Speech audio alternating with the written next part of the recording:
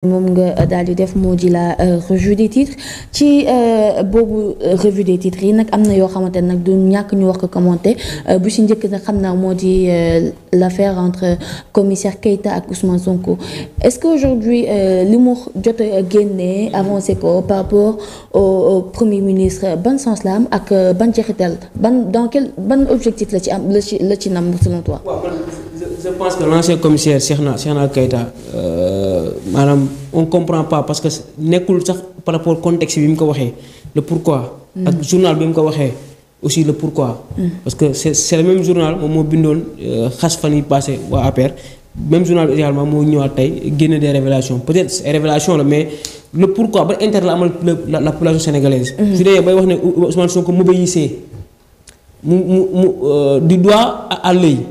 Quitte à m'offrir de l'argent et réparer mon véhicule quand celui-ci tombait en panne rien que pour que j'intègre le parti Pastef mais j'ai refusé mu dem ba wax na sax moom moo ko présenté ki nga xam ne mooy le ministre bi fi nekk tey di Cheikh Tidiane Dièye c'est-à-dire que y a pas de cohérence en fait man loolu lay wax. peut-être su nekkoon contexte bi jar na ko parce que il parle de sa personne. il ne parle pas du pays. il ne parle pas des intérêts des Sénégalais. maanaam il parle de moom si relation ak Ousmane Sonko loolu moom la concerné. léegi peut-être am na lu mu bëgg. si li nga xam ne moom mooy bëgg na dugg Pastef parce que bu ko Ousmane Sonko proposé mu ñëw Pastef nekkul woon léegi la nekkul jamono ji je pense que avant même Pastef sax di am ampleur bi mu am la woon donc je pense il a raté le train bëgg rattrapé wu moom en tant que ancien commissaire moom Cheikhna Keita mais am na yoo xam ne nit tamit waroo ko wax. Adja li mu seq ak moom Adja moom laa seq ak moom. si wàllu xaalis wala si wàllu leneen Adja laa ko seqal. loolu c'est privé entre man ak moom. donc nekkul loo xam ne dama koy révéler muy poussé sax di wax ne il m'avait même proposé d'intégrer le secrétariat exécutif national de son parti mais j'ai décliné. J'ai reculé parce que j'avais constaté que les gens de son parti travaillaient pour la plupart dans les finance. mais pas que il est autoritaire très violent dans le verbe et xam nga kàddu yooyu noonu wax dëgg yàlla maanaam ça ne colle même pas avec li nga xam ne moom la Sénégalais yi di xaar. ci wàllu actualité yu ni mel maanaam moom ay kàddoom propre kàddoom la génne léegi nag l'objectif wala le but je pense que moom moo ko xam donc on va essayer aussi après ñu xool ba xam nañ ko contacter xool boo xam ne day avancer par rapport ak ses propos parce que lu mu wax ni ce sont des confidences yi nga xam ne déjà man ça fait peur xaw ma l'objectif. ça fait peur. oui ça fait peur. ah oui. non parce que lan lay apporter ñi nga xam ne ñoo déglu wala Sénégal bi maanaam cette information c'est quoi il parle de lui. moo tax kay si ça moo tax kay moo ma jaaxal comment ça peut faire peur parce que man je pense qu'il veut juste peut-être exister parce que xëy na.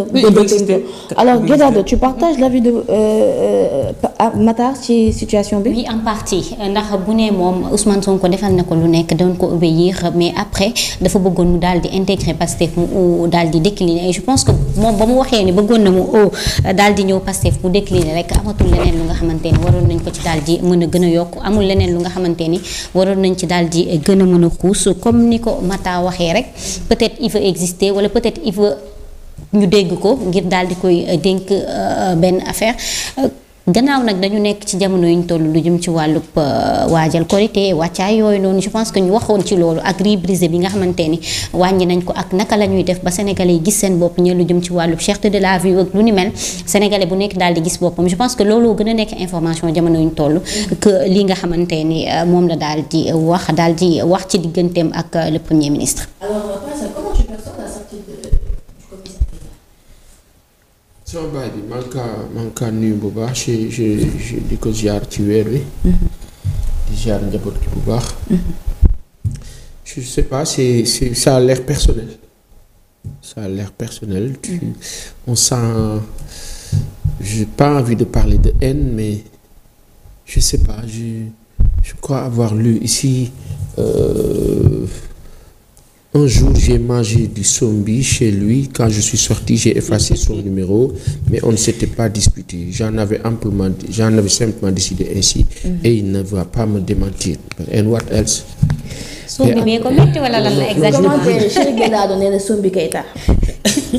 sombi bee ko metti wala. je veux dire en fait pour man. bon après le journal cherche à vendre donc si on aura beau dire à nos amis de la presse gars yi soyez sur les vrais sujets mais bon eux aussi ont la liberté de traiter les sujets qu'ils veulent. Tu vois un peu? D'où l'importance du management de l'information que l'État lui-même doit pouvoir gérer au point d'intéresser davantage justement ce journaliste-là qui a envie de traiter telle ou telle autre information. C'est capital, ça. Ça s'appelle après de la com. Voilà. Mais là, mon papa, nous, par contre, il y a une info qui m'intéresse ici. Marie-Khone Faye, Diego Pousso, l'amicale des femmes de la présidence, jamais reçue par l'ex-première dame. Après 8 années, aujourd'hui, la nouvelle première dame les a reçus en guise de perspective par rapport à leurs activités.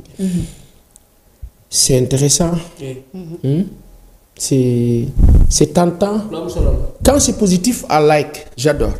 Après, quand c'est négatif, il faut voir après les tenants et aboutissants. Mais ça reste de l'info. L'essentiel, c'est d'être au courant, en tout cas, du maximum de choses pour xam fi nga taxaw. Mais bàyyi daal sunu bàyyi moom. sombi bàyyi neex na de. sombi rek bu am tuuti junior nii. am kii waaw am tuuti yow wuy ma ba pare da nga kaa bër. waaw sombi ak bër comprendre naa day am neew boobu day am neew mais sombi junior papa di papa sombi neex na dama xamul man daal xaw ma bàyyi bi xaw ma la ko metti mais daal. genre jaween gi fekkee ni bu ñu la tegalee sombi dañu naan sombi dafa ndaw. dañuy jàpp ni ganaar ko gën a neex. wala leneen ak leneen. waaw boo ñëwee fekk fi dessert nag lu la jox dessert. waaw. boo fi fekkee dessert la. waaw boo fi fekkee leneen itam leneen la mais dans l'appréciation et la façon même de divulguer je sais pas j'aurais bien aimé. jarul woon a wax. non j'aurais aimé dire à mon papa lan moo di problème bi lan la. lan nga gis loo xam ni yaakaar nga ni daal moom xëy na il le voit comme quelqu'un de dangereux. mais li gën a metti ci àdduna moo di xeex ak ku nit ñi bëgg souvent bu fekkee da nga kaa war a xeex def ko ci suuf parce que baa ko defee ci kaw da ngay gën a perte. ku nit ñi tànn nii. maandul rek couleur la. may ko sax temps ba mu juum sax mais boo toppee après nit ñi dañ naan kii dafa bon waay. il veut juste exister. après nag bon dem ba à la fin ñu ne mais waa ji pourtant waxoon na dëgg maaradi si dans le contexte sénégalais yàlla bu sunu baay bi am raison parce que bu amee raison le peuple en souffrira grave. Donc ça voudra dire que on a élu des gens qu'il ne fallait pas.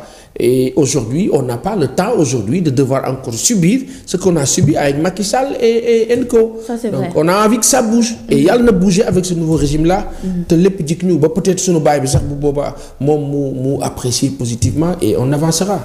Inch'Allah. alors laataa ñuy gën a xuus damay jaajëfal Coly Florence nga xamante